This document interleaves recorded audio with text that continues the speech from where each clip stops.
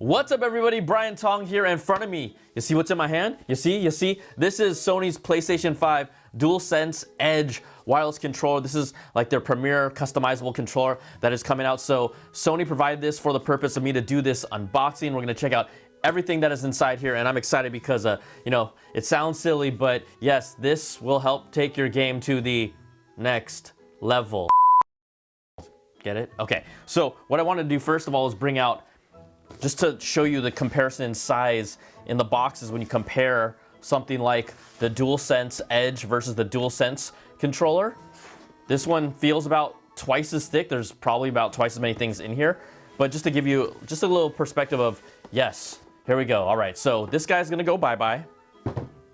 And I'm gonna get my trusty blade here. Last time people criticized me because I can be a little messy when I do my unboxing, so I'm gonna do it nice for y'all. Okay, put that out here. And we'll get this top part off. All right. Just to give people at home a nice look over the top, this is what the box looks like. Right, you have the DualSense Edge controller. On the back here, it talks about all the different features that come with it. All right, super customizable. So let's open up this bad boy, put it down here, and the sleeve is off. The logo is here. Shall we do the reveal? Oh, I'm always sometimes disappointed when I do the on. Yes, everything is in here in this kind of cloth pack, and there's nothing else, at least in the box, that I can tell. There's an instruction manual here on the bottom. All right, so this will tell us everything we need to know that we're not gonna use.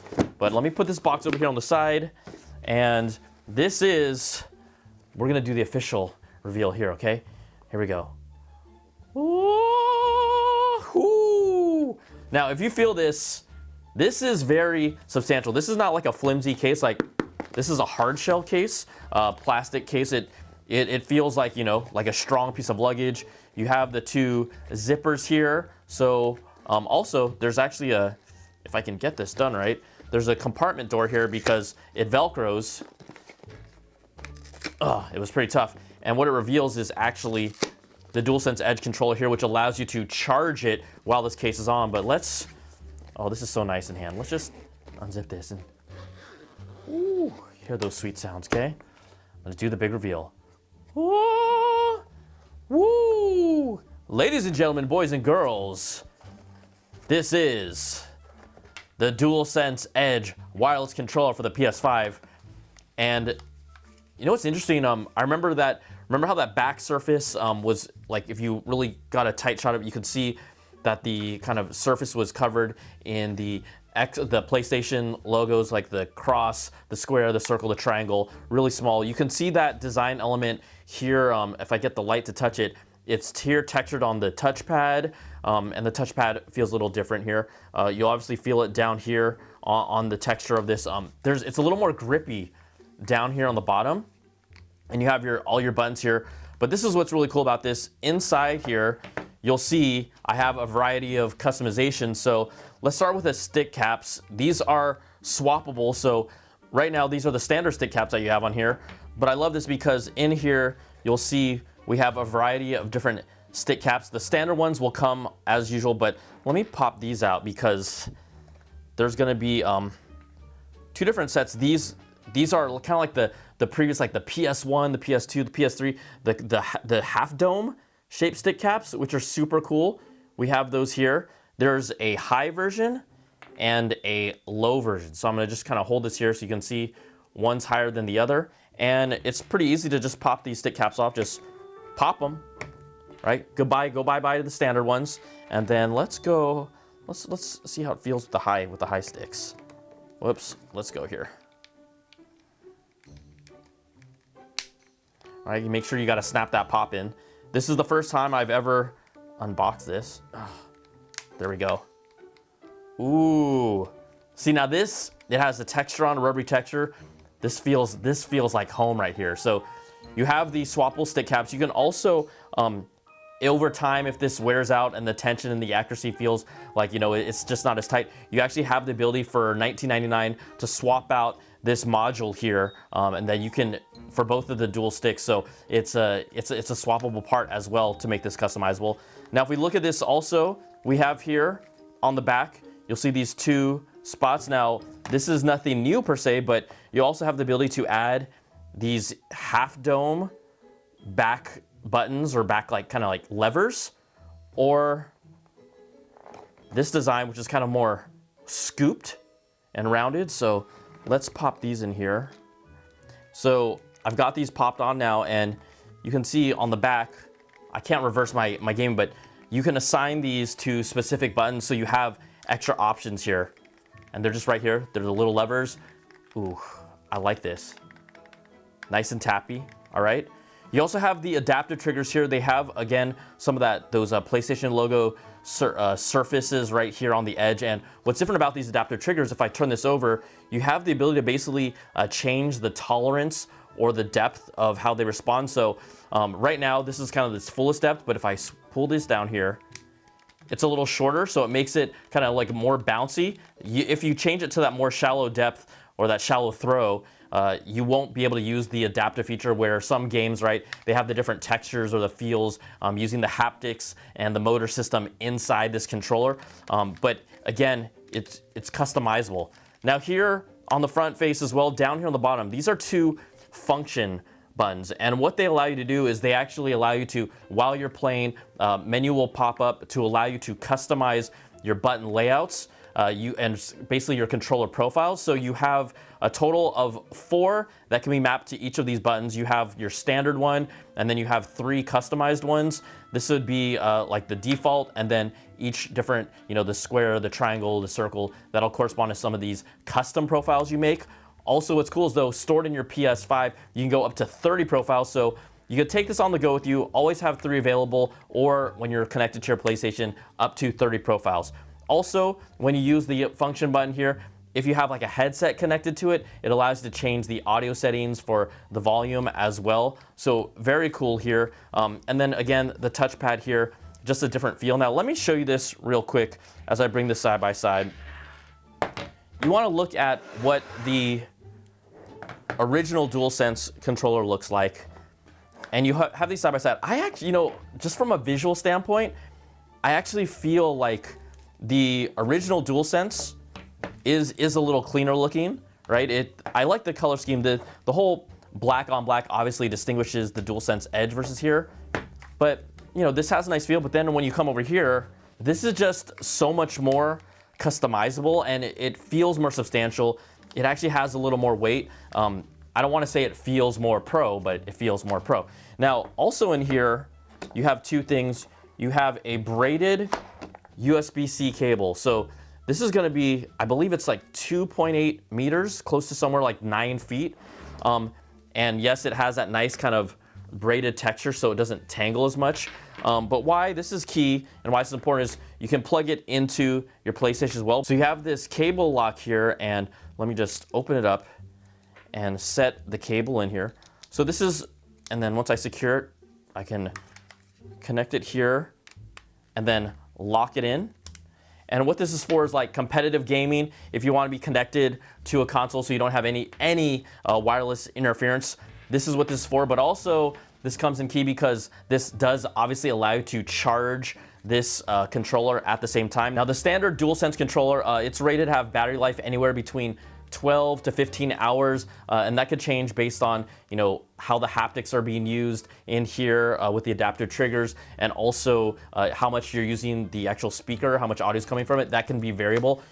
Sony has not given an official battery life on the DualSense Edge yet. They say it's moderately less than this, but I haven't been able to test this out or review it yet to really find out how much difference there is. Obviously, there's more going on from a feature standpoint, and some people are making a big old hype about, hey, you need to keep this plugged in to give it the best battery life. We'll find out. Like, how often do I actually have to charge this? That's gonna be interesting to find out. But this, basically 9 foot, 2.8 meter braided cable that comes with this, I mean, no one wants to be connected always, but this, I would say this is more from a competitive standpoint, and we'll just see how much battery life this has.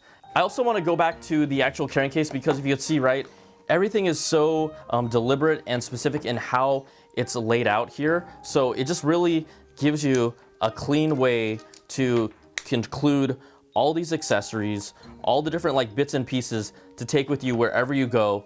Everything, right? From the back levers, the different, the domes versus the main bigger levers.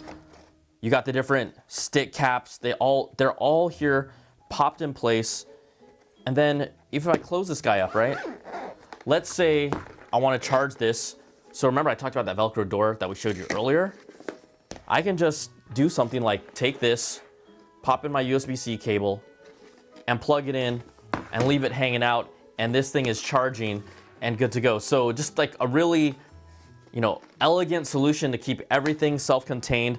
I think it's nice. This definitely feels, this has some good weight to it. I mean, I haven't been able to weigh it yet fully, but this is a great little setup.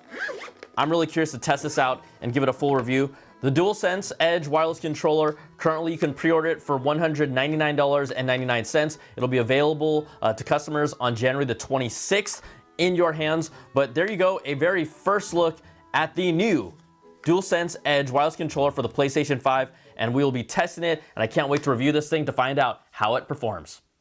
Hello, please subscribe to this channel and give this video a thumbs up. Thanks for your continuous support. Now let's get back to the video. Hello everyone, it's SpawnPoint, and today we're getting hands-on with the PlayStation 5's brand new DualSense Edge Controller. It's got adjustable triggers, mappable back buttons, swappable thumbsticks, and some awesome software features that I will cover today. Now this is the first ever official high-performance controller from PlayStation, and it has instantly become my favourite controller to use. And I just wanted to say a massive thank you to PlayStation for sending this out to me so I could make today's video, although all opinions are of course my own.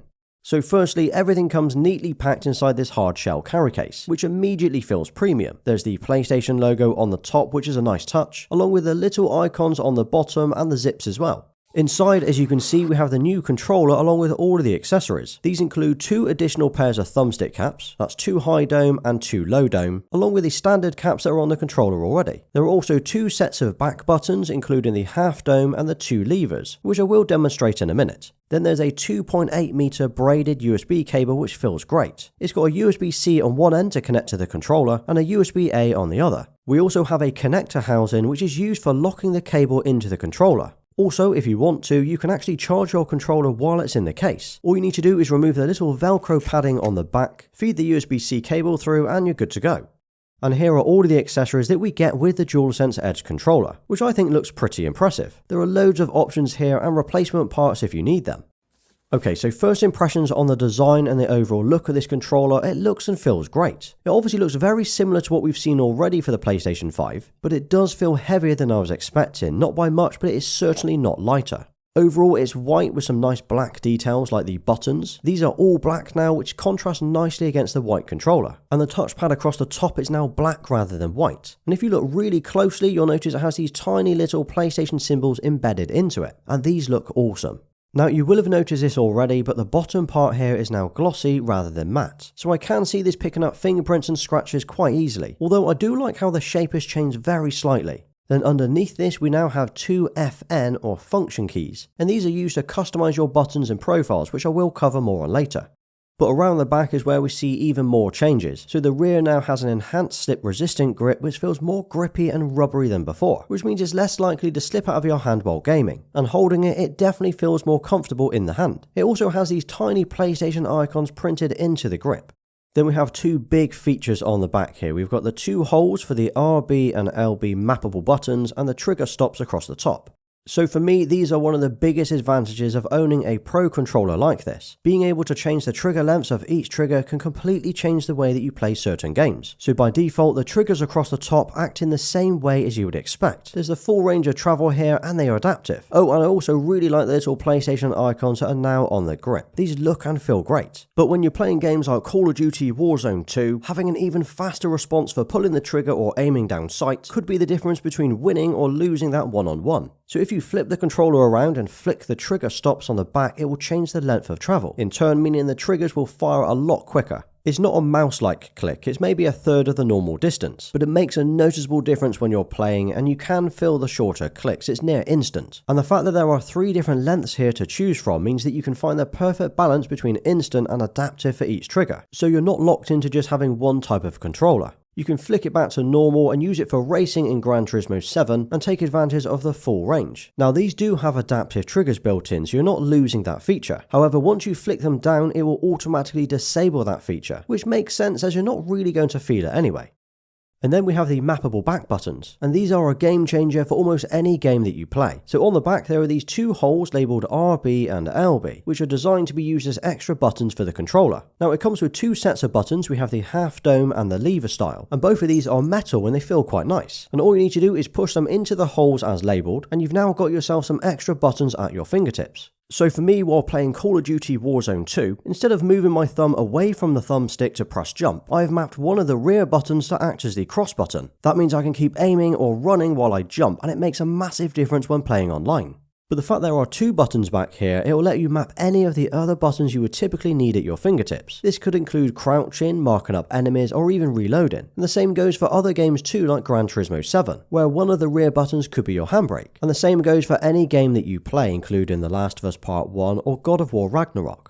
So as mentioned, it comes with 2 different styles of buttons. I've tried using both, but personally I prefer the feel of the lever back buttons over the dome. They feel more natural to hold, but the fact that you have a choice of both is great. The dome ones feel less likely to be knocked by mistake though, so some might prefer those instead. And as for the placement of the buttons and comfort, well, these are the best that I've used. It feels low profile and the position of where the actual buttons are feel ideal for my fingers. Oh, and mapping the buttons is really easy. It can all be done via the PS5's on-screen settings. But first you need to create and save a profile to edit them. To get set up for the first time, just plug the controller into your PS5 using the provided USB cable. And the first time you plug it in, you will see a quick start guide that goes through the controller settings and features. You can tab through the screens or you can come back to it later. Now you might have noticed these already, but there are 2 little buttons sticking out the bottom of the controller, and these are called FN or function buttons. By pressing these and tapping another button on the controller, it gives those buttons a multi-purpose. So if we press and hold the function key, you'll see that these 4 icons can be mapped to 4 different profiles. Then the up and down buttons will also control the headphone volume,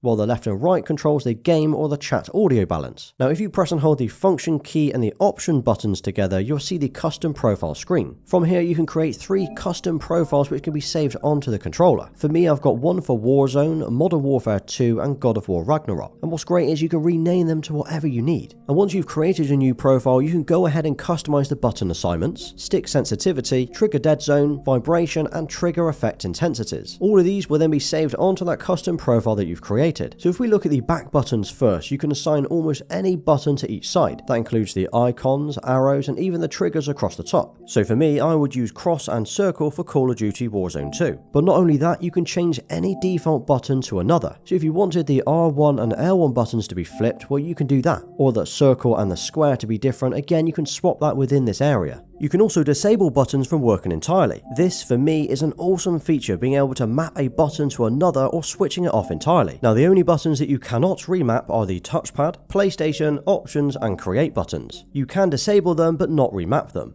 Then once your profiles are set up and saved, well, you can assign them to the 3 remaining icon buttons on the controller. Swapping to the profiles is ridiculously easy as well. Just press the function key along with the icon that you've mapped it to and voila, you're now using a totally different profile with those map buttons. To return to the default non-customized profile, just select the function key and triangle. Now as mentioned, you can save up to 3 custom profiles on the controller, but you can create up to 30 profiles on the PS5 itself per user. Then when you're ready to, you can transfer them back onto the controller when you need them, and these will show up under the unassigned profiles. Right, so these thumbsticks look normal, right? Well, the good news is they feel normal, but the great news is they are fully customizable. So firstly, the stick caps themselves are changeable. In total, there are 3 pairs included. We have the standard ones that we're all used to, as well as 2 high dome and 2 low dome. To swap them out, you just need to pull them off and away from the controller, then grab one of the new ones, line it up and push it back on, and it'll click once it's in place. Now personally, I like to play with the right stick slightly higher than the left, which helps with ADS during FPS games. But what's great is you can choose a combination of any of these caps that best fit your needs. Then in the settings, you can change the sensitivity of the sticks. So you'll have full control over the dead zone, sensitivity curve, and the curve adjustment. This again is all accessed by pressing the function key and the option key. Then you select the profile you wish to edit. And as you're adjusting it, you can move the sticks to fill the changes that you're making. So it's instant feedback, so you can fine tune it as you go. There are a handful of default profiles here to choose from, but of course you can choose that and then edit to your own style. Then you can tweak the trigger dead zone, which essentially reduces the input range, and you can reduce and even switch off the vibration intensity and the trigger intensity. To get back into this settings area, you can either press the function and the options buttons together, or you can go into the PlayStation 5 settings area, and then under accessories you will see the DualSense Edge Controller is listed on the side. Now another new feature that we've seen added is the fact that the stick modules are now replaceable. So if you flick this little release button on the back of the controller, that glossy front plate now pops off. Then underneath it, it reveals the two modules. All you need to do is lift this lever up on each side and you can remove the entire module. And then when you're ready to, you just slide the new module back in and pull the lever down to lock it into place. Pop the front cover back on and you've just replaced the thumbstick module. And PlayStation are selling these for about $20 or £20, so should you ever need to replace it, well, you can do it yourself. So I mentioned at the start that it comes with a braided USB cable, and it measures 2.8 meters in length. Now not only does it feel nice and premium, it also comes with a lockable connector for the controller. So this is designed for those that are using their controller wired instead of wireless. And although the USB-C port is probably tight enough for most that it won't fall out while gaming, this little lockable connector will keep it locked onto the controller. I mean, it's pretty extreme for most, but the fact is you can charge and play while making sure the controller won't disconnect. It's probably more suited towards anyone who's playing competitively. Okay, and the battery is something else worth covering. Now, although PlayStation haven't mentioned how long the battery should last, at least I couldn't find this information on their website, I have managed to get around 8 to 10 hours out of it before needing to charge. This will depend on how you play and the various options and settings that you use, but it's not great for a new controller. Ideally, I would like to have seen a better or improved battery over the previous, so maybe 15 to 20 hours. But saying that, with this super long USB cable that we get, I can charge it from almost anywhere in my house, or at least sitting on the sofa. On top of that, it does fit in the original DualSense charging station, so if you've got one of these already, it will work no problem. Now, even with all of these awesome features included, we still get all of the usual features that we've been using over the last 2 years. That includes haptic feedback, adaptive triggers, a built-in mic, headphone jack, and motion controls. So we're not losing any of these features while still gaining the new ones. But what are my overall thoughts on the new DualSense Edge Controller? Well, I like it. It feels like a nice step up from what I've used before. It feels weighty, premium, and includes loads of game-changing features. The glossy panel and the short battery could be the only real concern here, but this has legitimately become my favourite controller for FPS games. And as for the price, well, it launches on the 26th of January on PlayStation's website, and it comes in at £209.99 or $199.99, and then it will be available at participating retailers from the 23rd of Feb. So it's not cheap by any means, but you are getting all of these awesome features that can literally change the way that you play certain games. If you made it to this point, that's amazing. Thanks for watching. If you enjoyed this video, like, subscribe, and share for more videos like this. I am ICJ, and this is Amiable Media. Catch you in the next one.